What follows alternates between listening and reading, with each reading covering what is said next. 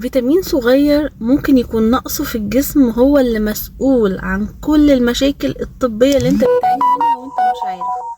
زي ان انت ما بتخسش والحرق عندك ضعيف، زي انه عندك تنميل في اصابعك، زي يكون بيأثر على الفات accumulation.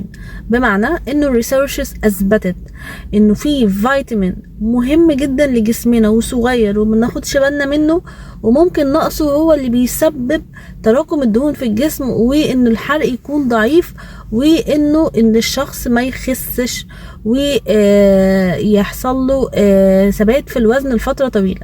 ان انت بتحس بالدوخة وبالتعب، زي ان في مشاكل في الاعصاب، زي الارهاق المستمر، زي مشاكل البشرة والضوافر. هو فيتامين موجود في مصادر حيوانية بس، يعني في الاسماك وفي الدواجن وفي اللحوم وفي البيض وفي الالبان. طيب الفيتامين ده هو فيتامين سحر في الجسم، بيستخدم في وظائف كتير جدا مهمة، ما ينفعش ان هو يكون ناقص. الفيتامين ده هو فيتامين بي 12 اللي بنسميه الكوبلمين.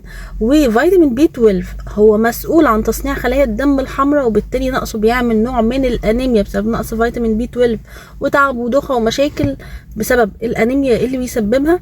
تاني حاجة، وهو بيساعد في اهم حاجة الميتابوليزم وتحويل الكارب والفات الى طاقة. فمعنى كده انه لما بيقل الميتابوليزم يعني يقل الحرق، يعني يزيد السمنة. تالت وظيفة ليه وهي مهمة جدا، وهو الحفاظ على خلايا الجهاز العصبي. يعني الناس اللي عندها مشاكل في الأعصاب أو تنميل أو مشاكل في ضمور المخ أو كده بتاخد فيتامين بي 12. وغير فوائده للصحة للشعر وللضوافر وللجسم ولكل حاجة، فهو مفيد ومهم. فالناس اللي ما بتخسش والحرق عندها ضعيف تراجع نفسها في فيتامين بي 12 وتاخده أحسن من مصادر طبيعية. ولو جسمها ما بيمتصهوش او عندها انيميا بسبب نقص فيتامين بي 12، لانه زي ما قلت هو بيساعد في تكوين خلايا الدم الحمراء، فبالتالي تاخده من الحقن اللي مليانة في الصيدليات.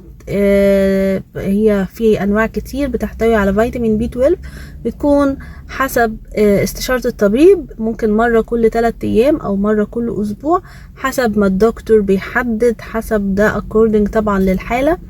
يا رب اكون فدتكم.